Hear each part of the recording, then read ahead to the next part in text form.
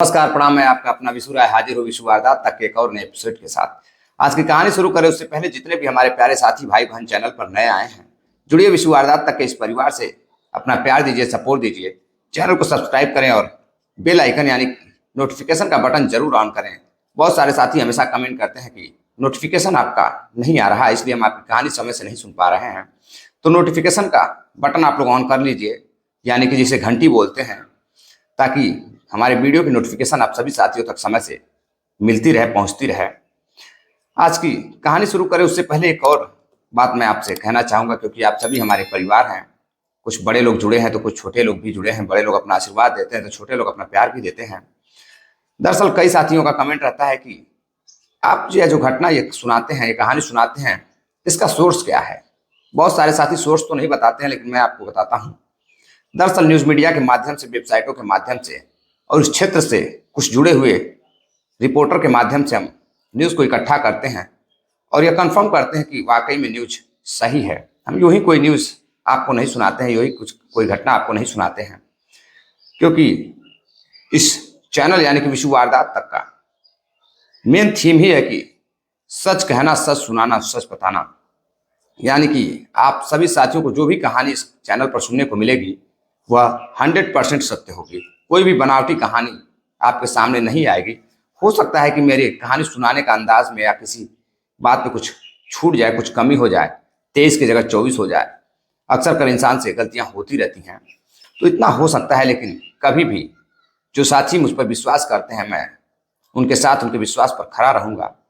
तो खैर, आते हैं आज की कहानी पर। आज की जो सच्ची घटना मैं आपको सुनाने जा रहा हूँ, यह सच्ची घटना है भारत की राष्ट्रीय राजधानी दिल्ली की। दिल्ली के एक जगह पड़ती है, दिल्ली में नांगलोई, दिल्ली के नांगलोई की है। लेकिन इसकी शुरुआत होती है बिहार से, बिहार के छपरा से। बिहार के छपरा में एक जगह पड़ती है जलालपुर। जलालपुर थाना लगता है। जलालपुर थाना के अंतर्गत एक गांव आता है कोठिया गांव। कोठिया गांव में एक परिवार रहता है। उसी परिवार का एक लड़का रहता है चंद कुमार। चंद कुमार थोड़ा बहुत पढ़ा लिखा रहता है, यानी कि 10वीं पास रहता है, और बेहद सुशील और सुंदर लड़का रहता है, मेहनती लड़का रहता है। अब उसके पिताजी भी चाहते थे कि अब लड़का बड़ा हो चुका है तो उसकी शादी कर दी जाए, अब उसके ऊपर कुछ जिम्मेदारियां थोप दी जाए। अब उसके पिताजी को कैसे पता चलता है कि कोपा थाना के अंतर्गत एक गांव लगता है खोरेडी गांव। खोरेडी गांव में एक लड़की है जो काफी सुंदर, सुशील है और पढ़ी लिखी है और मेहनती भी है। का मतलब कि घर में काम धाम भी कर सकती है, परिवार को संभाल सकती है। अब एक बिचौलिए के माध्यम से चंद कुमार के पिताजी उस बिचौलिए से बातचीत करते हैं और उस लड़की के घर भेजते हैं। अक्सर सुना होगा कि लड़की वाले रिश्ता लेकर जाते हैं, लेकिन यहाँ चंद कुमार के पिताजी ही रिश्ता लेकर गए थे। उन्हें लड़की बेहद अच्छी थी और वह उस लड़की को अपना बहू बनाना चाहते थे। अब बिचौलिया पहुंचता है खोरेडी गांव लड़की के घर और वहाँ बातचीत करता है और कहता है कि मैं आपके लिए एक रिश्ता लेकर आया हूँ। एक लड़का है, काफ़ी अच्छा लड़का है, कोठिया गांव का रहने वाला है, पढ़ा लिखा है, मेहनती लड़का है, काम धाम करता है। अब उसके पिताजी बिचौलिए के साथ लड़की के पिताजी जो है पहुँचते हैं उस लड़के चंद कुमार के घर और जाकर लड़के को देखते हैं, लड़के के घर परिवार को देखते हैं, घर द्वार देखते हैं। तो उन्हें रिश्ता अच्छा लगता है। अब वह रिश्ता अच्छा लगता है तो लड़के के पिताजी को तो रिश्ता पहले से ही पसंद था, वह लड़की को देख चुके थे। अब दोनों की शादी फिक्स हो जाती है। अब 2023 में करीब मार्च अप्रैल में उन दोनों की शादी हो जाती है। और जब शादी हो जाती है तो लड़की लड़के एक दूसरे के साथ दूल्हा दुल्हन काफ़ी खुश रहते हैं। परिवार अच्छा चल रहा था, सब कुछ अच्छा चल रहा था। अब जो पत्नी रहती है वह कहती है कि कब तक घर पर बैठे रहेंगे, अब तो कुछ करने की ज़रूरत है। तो जो चंद कुमार रहता है अपने एरिया में कुछ काम धाम करता था, अब वो सोचता है कि क्यों नहीं शहर चला जाए। अब शहर चला जाए, कुछ अच्छा खासा पैसा कमाया जाए। फिर वो अपने एक दोस्त नितिन से बातचीत करता है तो नितिन कहता है कि नांगलोई में एक कंपनी है, वहाँ कुछ लोगों की ज़रूरत है, एक सुपरवाइजर की पोस्ट खाली है। अगर तुम्हारे पास ठीक ठाक डिग्री है, यानी कि 10वीं पास के साथ कुछ और भी डिग्री हो, तो तुम आ जाओ। अब लड़का कहता है ठीक है, मैं आ जाता हूँ। चंद कुमार जो है पहुंचता है दिल्ली के नांगलोई अपने दोस्त नितिन के पास। जब वहां पहुंचता है तो नितिन उसकी सेवा वगैरह करता है, रात भर नितिन के पास रुकता है, अपने दोस्त के पास। अगले दिन वह उस कंपनी में जाता है। कंपनी में जाने के बाद जब बातचीत होती है तो कंपनी का जो मैनेजर रहता है वह उसे एक सुपरवाइजर का पोस्ट दे देता है। सुपरवाइजर का पोस्ट देने के बाद अब उसकी नौकरी पक्की हो जाती है और ठीक ठाक तनख्वाह भी मिलने लगती है। जैसे ही वह कमरे पर जाता है, कमरे पर जाने के बाद अपनी पत्नी को फोन करता है और कहता है कि मुझे नौकरी मिल गई है और अच्छी खासी नौकरी मिल गई है। अभी 2-3 महीने लगेंगे, अब कुछ पैसे इकट्ठे हो जाएंगे तब मैं घर आऊँगा। पत्नी कहती है ठीक है, कोई बात नहीं, अपना ख्याल रखिएगा, नौकरी करिए, अब पेमेंट अच्छी खासी मिल रही है, नौकरी भी लग गई है तो बहुत बड़ी बात है। अब ना पत्नी जो अपने ससुराल में अपने घर वालों के साथ, अपने परिवार यानी कि सास ससुर के साथ जीवन व्यतीत कर रही थी। इधर जो चंद कुमार रहता है, चंद कुमार एक कमरा लेता है। अब किराए का कमरा लेता है नांगलोई में ही, वहीं अपना आना जाना, खाना बनाना, खाना पीना बनाना, सब कुछ जो है चल रहा था। तभी एक दिन जब वो सामान लेने के लिए घर से बाहर निकलता है, मार्केट जाता है, तो उसे उसी जिस शॉप पे वह जाता है सामान लेने के लिए, उसी शॉप पर उसे एक लड़की दिखाई देती है, बेहद ही बला की खूबसूरत लड़की। जब उसे वह देखता है तो बड़ा उसे अच्छा लगता है, उसे देखता ही रहता है। अब बार बार जब भी वह वहां से आता जाता उस एरिया से, तो उसे अक्सर कर वह लड़की बाहर ही दिखाई देती थी। अब एक दिन वह शॉप पर जब जाता है सामान लेने के लिए तो वह लड़की मिलती है, तो उस लड़की से बातचीत करने लगता है और सारे लोग उस लड़की और चंद कुमार को देख रहे थे। चंद कुमार जो रहता है वह लड़की से बातचीत करता है और कहता है आप यही रहती हैं?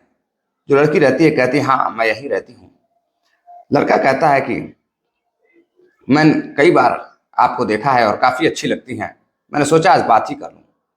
तो लड़की हंस के कहती है कि मैं तो एक किन्नर हूं और किन्नर से तो हर कोई बात करना चाहता है और हर कोई आंख पे पट्टी बांध कर हवस की नजरों से हमें देखता है, तो आप कोई नए नहीं है जो मुझसे बात कर रहे हैं। अब लड़का जैसे ही सुनता है कि यह किन्नर है, उसे यकीन नहीं हो रहा था कि इतनी खूबसूरत लड़की जिसे वो देख रहा है वह एक किन्नर है। अब उसे विश्वास नहीं हो रहा था।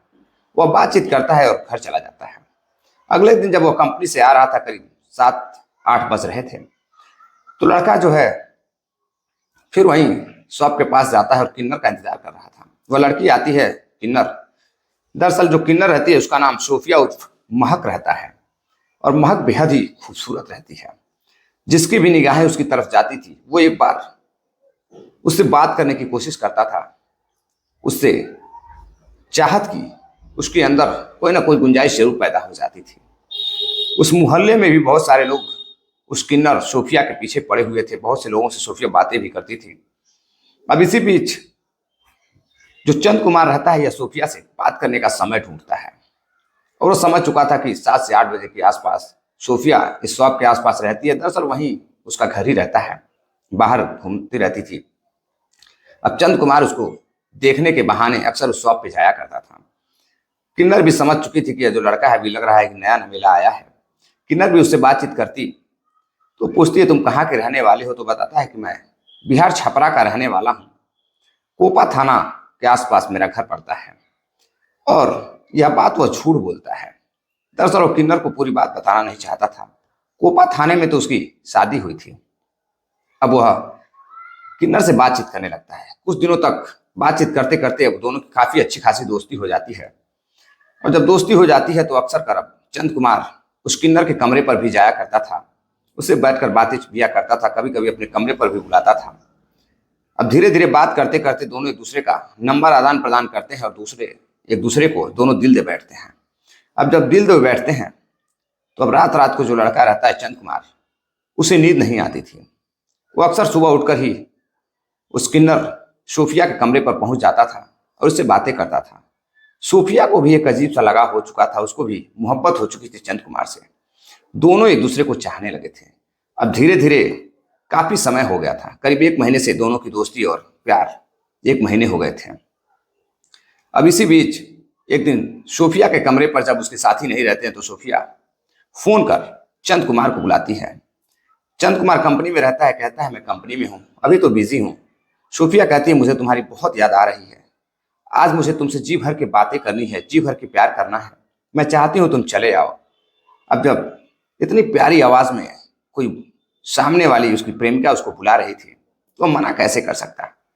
वो फौरन ही बीमारी का बहाना करता है और कंपनी से छुट्टी लेकर अपने सोफिया के कमरे पर चला जाता है। कमरे पर जाने के बाद वह सोफिया और वह दोनों एक दूसरे से बातें करने लगते हैं, कॉफी पीने लगते हैं और पीते पीते दोनों एक दूसरे की बाहों में खो जाते हैं। अब जब बाहों में खो जाते हैं तो जो लड़का रहता है वह सोफिया के साथ शारीरिक संबंध बनाने लगता है। सोफिया भी उसके साथ गुम हो जाती है और शारीरिक संबंध बनाने लगती है। अब यह मामला एक दो बार चलता है, तभी जो लड़की रहती है वह सोफिया, किन्नर जो रहती है, सोफिया उस महक लड़के चंद कुमार से कहती है कि मैं तुमसे शादी करना चाहती हूँ। अब चंद कुमार को झटका लगता है। सोफिया कहती है कि जो तुम चाहोगे मैं वो दूंगी, वो सारी खुशी दूंगी, बस तुम मेरे साथ रहो। अब चंद कुमार को लगता है कि यह जो किन्नर सोफिया है एक अच्छे खासे फ्लैट में रहती है, उसके पास काफी अच्छा खासा पैसा भी है, सब कुछ है, 18-20 हजार रुपये मैं महीने कमाता हूँ और सोफिया के साथ रहूंगा तो अच्छे खासे पैसे भी मिलेंगे। अब वो सोफिया से शादी करने के लिए तैयार हो जाता है और सोफिया और उसके कुछ साथी और चंद कुमार 8 अगस्त 2023 को पहुंचते हैं दिल्ली के 30 हजारी कोर्ट में। 30 हजारी कोर्ट में जाने के बाद सोफिया और चंद कुमार एक दूसरे के साथ शादी कर लेते हैं। शादी करने के बाद धूमधाम से जितने भी वहाँ किन्नर समाज के लोग रहते हैं आसपास, उसके साथी दर दोस्त सोफिया के सभी आए हुए थे। सभी मिठाई खिलाते हैं। मिठाई खिलाने के बाद बड़े खुश होते हैं कि चलो हमारे समाज में किसी भी किन्नर ने किसी मर्द के साथ शादी की है। अब चंद कुमार जो है अपने कमरे पर सोफिया को लेकर जाता है और सोफिया को अपनी दुल्हन की तरह रखने लगता है। अब बात आती है सुहाग रात की। सुहाग रात की तैयारी होती है। इधर चंद कुमार बहुत खुश रहता है और जब अपने कमरे पर रात को पहुंचता है सोफिया के साथ सुहागरात मनाने के लिए, सोफिया के साथ सुहागरात मनाता है, तभी उसी समय उसकी पत्नी का फोन आ जाता है। पत्नी का फोन आता है। पत्नी पूछती है क्या कर रहे हो? तो लड़का कहता है मैं अभी कंपनी में बिजी हूँ, काम कर रहा हूँ, बहुत इमरजेंसी काम है, मैं तुमसे बाद में बात करता हूँ। अब उसकी पत्नी कहती है पिछले 2-3 दिनों से तुमने फोन नहीं किया है, मुझे लगा कोई बात है, फोन भी नहीं रिसीव कर रहे हो, इतना तो बिजी तुम नहीं थे। लड़का कहता है ठीक है मैं अभी बिजी हूँ, मैं बाद में फोन करता हूँ, कुछ काम ही ऐसा आ गया है। अब पत्नी दूर थी, अपने गांव थी, उसको क्या पता कि उसका पति बाहर में क्या कर रहा है। अब सुहाग रात की तैयारी हो चुकी थी। कमरे में जो सोफिया की दोस्त होती हैं किन्नर समुदाय की, वह दूल्हे को अंदर भेजती हैं। अंदर जाने के बाद चंद कुमार सोफिया के साथ सुहागरात मनाने लगता है। जब सुहागरात मनाता है तो जो सोफिया होती है वह कई बार उसे मना करने की भी कोशिश करती है, लेकिन वह यह भूल चुका था सुहागरात मनाते समय कि वह एक ना ही महिला है ना ही पुरुष है, वह एक किन्नर के साथ सुहागरात मना रहा है। वह जोर जबरदस्ती करने लगता है, अननेचुरल संबंध बनाने लगता है। किसी तरह से सोफिया रोकती है और वह रुक जाता है। फिर कुछ दिनों तक ऐसे ही दोनों का प्यार मोहब्बत चलता रहता है, सब कुछ आगे बढ़ता रहता है। फिर आता है जनवरी 2024, यानी कि नया साल। नए साल पर दोनों ही घूमने जाते हैं और जो लड़का रहता है कुछ दिनों के लिए सोफिया से कहता है कि मैं घर जा रहा हूँ, मेरी माँ की तबीयत बहुत खराब है। सोफिया कहती है मैं भी चलती हूँ, लेकिन जो लड़का चंद कुमार रहता है वह कहता है नहीं, मैं तुम्हें ले नहीं जा सकता, अभी घर पर जाकर सबको मनाऊंगा, फिर मैं तुम्हें लेकर चलूंगा। अब सोफिया समझ जाती है कि वो किन्नर समुदाय से है तो लड़का शर्मा रहा है, उसके सम्मान की बात है, तो मना कर देती है ठीक है तुम जाओ, मैं बाद में आ जाऊंगी। अब जो चंद कुमार रहता है घर जाता है और घर जाने के बाद अब वह दिल्ली जाने का नाम नहीं ले रहा था। इसी बीच फिर सोफिया का कई बार कॉल आने लगता है, वो परेशान हो जाता है। अब वो फिर दिल्ली पहुंचता है। दरअसल पत्नी भी बार बार कह रही थी कि इतने दिनों से तुम घर आए हो, आखिर तुम कब जाओगे। लड़का चंद कुमार परेशान होकर फिर दिल्ली जाता है और सोफिया के साथ रहने लगता है। अब उसका सोफिया के साथ धीरे धीरे मन उब चुका था। अब कहीं ना कहीं वो पत्नी और दूसरी पत्नी सोफिया के बीच पड़कर फंस चुका था और वह जिस चाहत में था पैसे और भी चीजों के लिए, जिस चक्कर में वो सोफिया के साथ प्यार मोहब्बत में शादी किया था, अब वह कहते हैं दो नाव पे चढ़ चुका था। और जो दो नाव पे चढ़ता है कहीं ना कहीं वो गिरता जरूर है। अब 21 जनवरी 2024 की शाम को सोफिया बाहर गई हुई थी अपने दोस्तों के साथ। जब वो कमरे पर आती है तो देखती है कि उसका जो कमरा है खुला हुआ है और अंदर कोई भी नहीं है। अंदर जाकर वह चंद कुमार की तलाश करती है, पता ही नहीं चलता है कि वो कहाँ गया। अंदर जाकर देखती है तो उसके कमरे से एक सेलफोन, 1 लाख रुपए और कुछ चैन सोने की गायब थी। और जो एक बैग था चंद कुमार का वो भी नहीं था। वो परेशान हो जाती है, आसपास लोगों से पूछताछ करती है। तो जब दुकान पर जाती है तो दुकान वाला बताता है कि जो है चंद कुमार तो यहाँ पर आया था, एक ऑटो में बैठा है और वो शायद घर जाने की बात कर रहा था। अब सोफिया दंग रह जाती है कि उसका पति चंद कुमार जो उसे इतना प्यार करता है, उसके साथ इतने दिनों से था, वो अचानक से ऐसी हरकत कैसे कर सकता है। कहीं वह उसे धोखा तो नहीं न दे रहा है, कहीं भाग तो नहीं गया। अब सोफिया फौरन ही वहां से अपने कुछ साथियों से बातचीत करती है और उनको लेकर के पहुंचती है बिहार के छपरा। छपरा में जो लड़का पहली बार मिला था तो वह बताया रहता है कि वह कोपा थाना के अंतर्गत उसका एक गांव आता है। अब वह कोपा थाना पहुंचती है। कोपा थाना पहुंचकर वहां के एसआई दिनेश कुमार रहते हैं, उनसे बातचीत करती है और बताती है कि मेरे साथ ऐसा ऐसा सलूक हुआ है। उसके कई साथी भी छपरा के रहने वाले किन्नर समुदाय के आ जाते हैं और सभी मिलकर उसकी जांच पड़ताल करते हैं। पता चलता है कोपा थाने के अंतर्गत ऐसा ना तो कोई गांव है ना ही कोई लड़का है। अब उसकी फोटो उसके पास रहती है। जब फोटो से जांच पड़ताल की जाती है तो पता चलता है कि जो लड़का चंद्र कुमार है, चंद कुमार दरअसल जलालपुर थाना के अंतर्गत रहने वाला है और कोपा थाने में उसकी ससुराल है खोरेडी गांव में। अब किन्नर समुदाय को जब इतना पता चलता है कि इसी थाने के अंतर्गत पास के ही एक गांव में उसकी ससुराल भी है, उसकी शादी भी हो चुकी है, तो जो सोफिया रहती है महक, वह दंग रह जाती है कि आखिर लड़के की शादी हो चुकी थी तो फिर उसको अपने प्रेम जाल में उसने क्यों फंसाया। अब वहां वह कोपा जो थाना रहता है और जो गांव रहता है चंद कुमार की पत्नी का खोरेडी गांव, उसी गांव जितने भी किन्नर समुदाय की 10-12 की संख्या में पहुंच जाती हैं और पहुंच के उसके घर शोर शराबा करने लगती हैं। करीब शाम 6 बजे का वक्त रहता है। आसपास जितने भी गांव के लोग रहते हैं वह देखकर हैरान रहते हैं कि इस किन्नर समुदाय को पहले तो कहीं इस क्षेत्र में नहीं देखा गया, ये कहाँ से आ गई हैं। शहरी वेशभूषा रहता है, काफी ठाट बाट उनका रहता है और काफी पैसे वाली भी रहती हैं सब। तो अब गांव वाले आसपास जो पड़ोसी रहते हैं वो दंग रहते हैं कि ये इनके घर जो है ये सब क्या चल रहा है, ना ही कोई लड़का हुआ है ना ही कोई शादी हुई है, आखिर अचानक से ऐसा क्या हो गया। जब पड़ोसी पहुंचते हैं पूछते हैं तो सोफिया और उसके साथी बताते हैं कि इनका जो दामाद है चंद कुमार, उसने सोफिया के साथ शादी भी की है और कई बार शारीरिक संबंध भी बनाया है और करीब 1 लाख रुपए नगद और चैन और एक आईफोन लेकर फरार हो चुका है। अब जैसे ससुराल के लोग भी सुनते हैं वो हैरान रहते हैं, परेशान रहते हैं और फौरन वहां से ससुराल के लोग लेकर सोफिया और उसके साथियों को पहुंचते हैं जलालपुर लड़के के घर। जब लड़के के घर पहुंचते हैं जलालपुर कोठैया गांव में तो पता चलता है कि लड़का घर नहीं आया है। और जब उससे पत्नी से बातचीत होती है तो उसकी पत्नी झगड़ा करने लगती है और झूठा इल्जाम लगाने की बात कहने लगती है। अब कई सारी फोटोज वीडियोज जब सोफिया उसकी पत्नी को दिखाती है तो उसकी पत्नी को यकीन होता है और जो उसका पति चंद कुमार रहता है वो कहीं फरार हो जाता है। जैसे ही उसे पता चलता है, कहीं से उसे पता चल जाता है कि सोफिया और उसके साथी उसके गांव आने वाले हैं। अब वह गांव आता नहीं है और वह गया तो गया कहाँ। अब जलालपुर थाने में भी एफआईआर दर्ज कराई जाती है, शिकायत दर्ज कराई जाती है और वहां पर जो एसआई रहते हैं वह किन्नर समुदाय को यह विश्वास दिलाते हैं कि बहुत जल्द वह पकड़ा जाएगा और आपका सारा सामान आपको वापस किया जाएगा।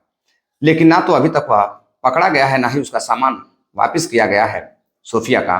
और सोफिया को जब यह विश्वास एक थानाध्यक्ष कहें या एसआई कहें, जो भी कहें, जो लोग भी वहां मौजूद थे, सारे लोगों की मिली भगत से विश्वास दिलाया गया और किन्नर समुदाय जिसको लोग कमजोर समुदाय समझते हैं, हवस की नजरों से अक्सर लोग देखा करते हैं, वो विश्वास करके एसआई पर वहां से दिल्ली लौट जाते हैं।